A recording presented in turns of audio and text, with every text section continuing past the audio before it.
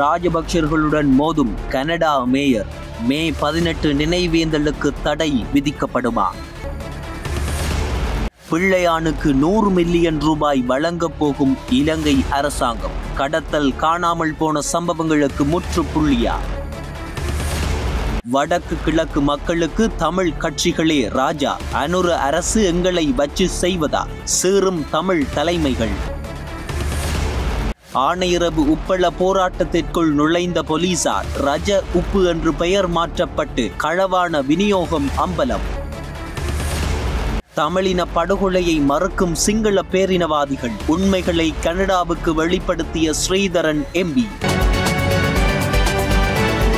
கனடாவில் உருவாக்கப்பட்டுள்ள தமிழர் இனப்படுகொலை நினைவு தூபியை ராஜபக்ஷ குடும்பம் எதிர்ப்பது அந்த நினைவு தூபிக்கு கிடைத்த கௌரவமாகும் என கனடாவின் பிரம்டன் மேயர் பேட்ரிக் பிரவுன் தெரிவித்துள்ளார். அவர் தனது சமூக ஊடக பதிவில் இவ்வாறு குறிப்பிட்டுள்ளார். தமிழ் இனப்படுகொலை நினைவு தூபிக்கான நாமல் ராஜபக்ஷவின் எதிர்ப்பு அந்த குடும்பத்தின் கரங்களில் அப்பாவிகள் கொல்லப்பட்டதை அங்கீகரிக்கும் சரியான பாதையில் நாம் சென்று கொண்டிருக்கின்றோம் என்பதற்கான உறுதியான ஒரு சமிக்ஞை. ராஜபக்ஷ குடும்பம் இனப்படுகொலை இடம்பெறவில்லை என உறுதியான நம்பிக்கை கொண்டிருந்தால் நீதியை குழப்புவதற்கான நடவடிக்கைகள், வழக்கு விசாரணைகளிலிருந்து மறைந்திருத்தல் போன்றவற்றை கைவிட்டுவிட்டு சர்வதேச விசாரணைகளுக்கு உடனடியாக முன்வந்து முழுமையான ஒத்துழைப்பை வழங்க வேண்டும் எனவும் அவர் கூறியுள்ளார். இந்த குடும்பம் பொறுப்பு கூறலை எதிர்கொள்வதற்கு பதில் இலங்கை அரசால் பாதுகாக்கப்பட்ட நிலையில் ஆடம்பரத்தில் மறைந்துள்ளது. இது வெட்கக்கேடான விடயம் எனவும் பிரம்டன் மேயர் இடித்துரைத்துள்ளார். ராஜபக்ஷ குடும்பம் இழைத்துள்ள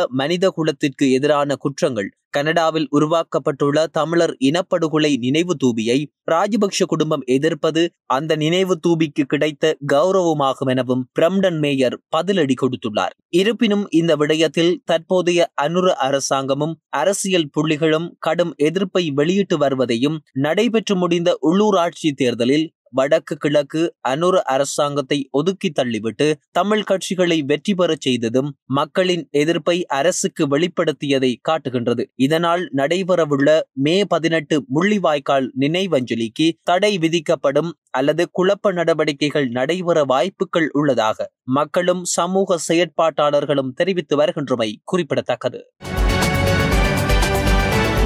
கிழக்கு பல்கலைக்கழக துணைவேந்தர் கடத்தப்பட்டு காணாமல் போன சம்பவம் தொடர்பாக பயங்கரவாத தடுப்புச் சட்டத்தின் கீழ் தன்னை கைது செய்து தடுத்து வைத்த குற்றப்புலனாய்வு துறை எடுத்த முடிவு தனது அடிப்படை மனித உரிமைகளை மீறுவதாக தீர்ப்பளிக்க கோரி சிவனேசதுரை சந்திரகாந்தன் எனப்படும் பிள்ளையான் உயர் நீதிமன்றத்தில் மனு ஒன்றை தாக்கல் செய்துள்ளார். கடந்த ஏப்ரல் 8ஆம் தேதி குற்றப்புலனாய்வு திணைக்களத்தைச் சேர்ந்த அதிகாரிகள் குழு மட்டக்களப்பு பகுதியில் தன்னை கைது செய்ததாக மனுதாரர் குறிப்பிட்டுள்ளார். கிழக்கு பல்கலைக்கழகத்தின் முன்னாள் வேந்தர் சுப்பிரமணியம் ரவீந்திரநாத் கடத்தப்பட்டு காணாமல் போனது தொடர்பாக தான் கைது செய்யப்பட்டு தடுப்பு காவல் உத்தரவின் கீழ் தடுத்து வைக்கப்பட்டுள்ளதாக தெரிவித்த மனுதாரர், குற்றப்புலனாய்வு திணைக்களத்தில் தூங்குவதற்கு கூட தனக்கு போதுமான வசதிகள் இல்லை என்றும் கூறியுள்ளார். மேலும் வழக்கறிஞர்களை அணுக போதுமான வசதிகள் தனக்கு இல்லை என்றும் அவர் தனது மனுவில் குறிப்பிட்டுள்ளதாக கூறப்படுகின்றது. எந்த ஒரு நியாயமான காரணமும் இல்லாமல் தன்னை கைது செய்து தடுத்து வைப்பதன் மூலம் தனது அடிப்படை மனித உரிமைகள் மீறப்படுவதாக குற்றப்புலனாய்வு திணைக்களத்திற்கு தன்னை தடுத்து வைக்க பிறப்பிக்கப்பட்ட தடுப்பு காவல் உத்தரவை செல்லுபடி அற்றதாக்க வேண்டும் என்றும் பிள்ளையான் மனுவில் கோரிக்கை விடுத்துள்ளார். தனது அடிப்படை உரிமைகளை மீறியதற்காகவும் அரசாங்கம் தனக்கு 100 மில்லியன் ரூபாய் அபராதம் வழங்க வேண்டும் எனவும் பிள்ளையான் இதன்போது சுட்டிக்காட்டியுள்ளார்.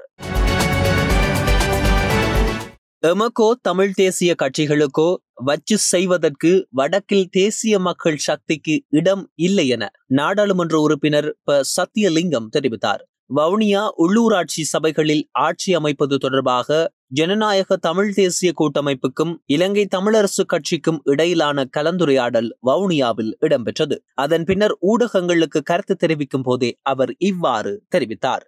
வவுனியா மாநகர சபையில் சங்கு கூட்டணி ஆட்சி அமைப்பதற்கு இலங்கை தமிழரசு கட்சி முழுமையான ஆதரவினை வழங்கும். அவ்வாறு ஆட்சி அமைப்பதற்கான இணக்கப்பாடே தற்போது ஏற்பட்டுள்ளது.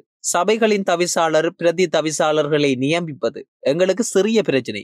சபை அமைக்கும் சந்தர்ப்பத்தில் அதனை எங்களுக்குள் பேசி தீர்மானித்துக் கொள்வோம். அத்துடன் சில கட்சிகள் மற்றும் சுயேட்சை குழுக்களில் போட்டியிட்டு வென்றவர்களுடன் நாம் கலந்துரையாடியுள்ளோம். இம்முறை பலவீனமான ஆட்சியாக இல்லாமல் பூரண பலம் கொண்ட முடிவுகளை எடுக்கக்கூடிய மாற்றங்களாக உருவாக்குவோம். இந்த இணக்கப்பாட்டை வடக்கு கிழக்கு முழுவதும் தொடர்வதற்கு 2 கட்சிகளின் தலைமைகளும் பேசி ஒரு முடிவுக்கு வருவார்கள் என எதிர்பார்க்கின்றோம். வடக்கு கிழக்கு முழுவதும் தமிழரசு கட்சியும் ஜனநாயக தமிழ் தேசிய கூட்டணியும் இணைந்து பணியாற்றும். எங்களுக்கு ஆட்சி அமைக்க உதவி செய்யும் தமிழ் தேசிய கட்சிகளுக்கு வெளியே உள்ள சில கட்சிகள் அல்லது குழுக்கள் தாம் ஆட்சி அமைக்க வேண்டும் என கோரியமை தொடர்பிலும் பேசியுள்ளோம். இறுதி முடிவு இதுவரை எட்டப்படவில்லை. இலங்கை மக்கள் சர்வாதிகாரம், கடத்தல், கொள்ளை, கற்பழிப்பு போன்றவை வேண்டாம் எனத்தான் 3% வாக்குகளை பெற்றிருந்த ஜேவிபிக்கு 42% வாக்கை கொடுத்து மக்கள் இந்த ஆசனங்களை கொடுத்திருந்தார்கள். இல்லை, நாங்கள் 3% தான் போகின்றோம் என்றால் வடக்கு மாகாணத்தில் தமிழரசு கட்சிக்கோ அல்லது தமிழ் தேசிய கட்சிகளுக்கோ வச்சு செய்ய போவதாகவும் தேசிய மக்கள் சக்தி கூறியுள்ளது. என்னத்தை வச்சு செய்ய போறீங்கள்? யாரை வச்சு செய்ய போறீர்கள்? அதை கூற வேண்டும். வச்சு செய்வதற்கு வடக்கில் இடமில்லை. இதே நிலையில் தேசிய மக்கள் சக்தி செல்வார்களாக இருந்தால் மக்கள் அவர்களுக்கு சரியான பாடத்தை புகட்டுவார்கள் என்று ஊடகங்களுக்கு கருத்து தெரிவிக்கும் போதே சத்தியலிங்கம் தெரிவித்தார். வடபகுதியில் அமைந்துள்ள ஆணையிறவு உப்பளமானது தேசிய மக்கள் சக்தி அரசாங்கத்தினால் அண்மையில் உத்தியோகபூர்வமாக திறந்து வைக்கப்பட்டிருந்தது.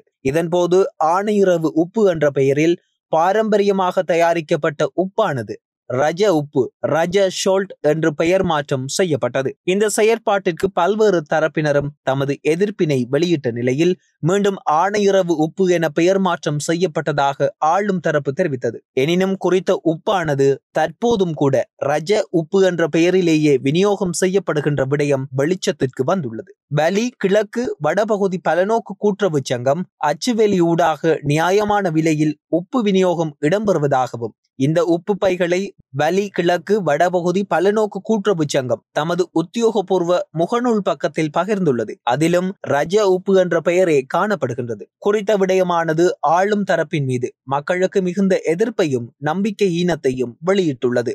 இந்த நிலையில் அமைச்சர்களும் ஆளும் தரப்பு நாடாளுமன்ற உறுப்பினர்களும் தொடர்ந்து பொய்யுரைத்து வருவதாக மக்கள் விசனம் வெளியிட்டுள்ளார்கள்.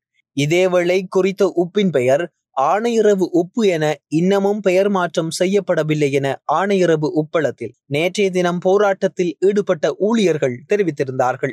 இதேவேளை இன்றும் தொடர்ந்த தொழிலாளர்களின் போராட்டத்தை அடுத்து குறித்த பகுதியில் அதிகளவான காவல்துறையினர் குவிக்கப்பட்டுள்ளதால் போராட்டத்தை தடை செய்யுமாறு கோரி நீதிமன்ற உத்தரவும் பிறப்பிக்கப்பட்டுள்ளமை குறிப்பிடத்தக்கது.